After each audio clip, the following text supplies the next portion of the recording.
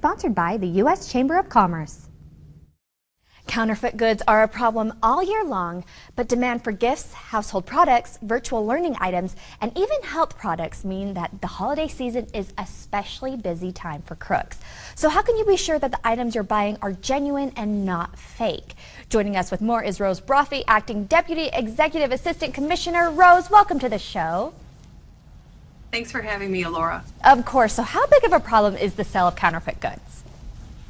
Yeah, it's an enormous problem and one that's impacting the U.S. economy, but most importantly, the customers.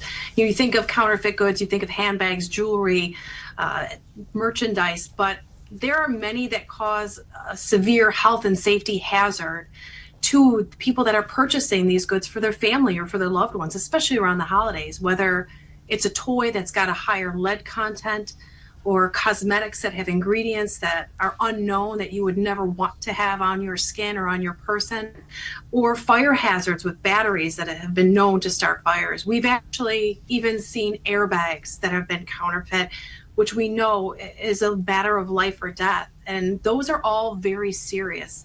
And it's important to note that these transnational criminal organizations that are out there are profiting from counterfeit goods and the sale of those counterfeit goods, and are using those funds to fund drug trafficking activity, terrorist activity, all types of criminal activity, which is why it's so important here at Customs and Border Protection that we fight to keep these goods out of the U.S.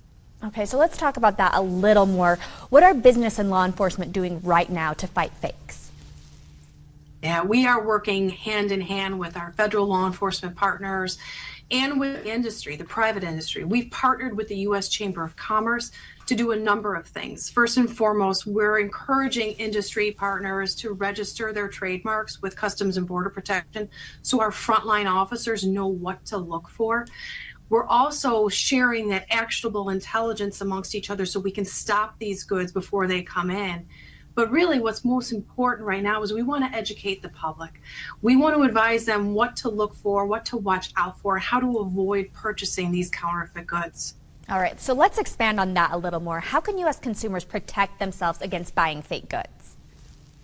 Yeah, no, it's a great question and one that we get a lot. And there's a couple things that you can do as a customer to avoid it. First, when you're shopping online, which most of us do now, make sure you're on a secure website. So when you see that HTTP, make sure that S is there, which means secure, because not only could it be a counterfeit good, but they can also take and steal your credit card information and your identification. So that's critical. And also what you want to do is read the reviews. I know I'm the first one to look at all the reviews on some of the goods that I want to purchase to see, and that might tip you off on whether or not this might be a legitimate or not a legitimate item. But if you do end up purchasing that item and you get it, take a look at the packaging, see if it looks off, if there are typos in the wording on the good that you purchased. Those are signs.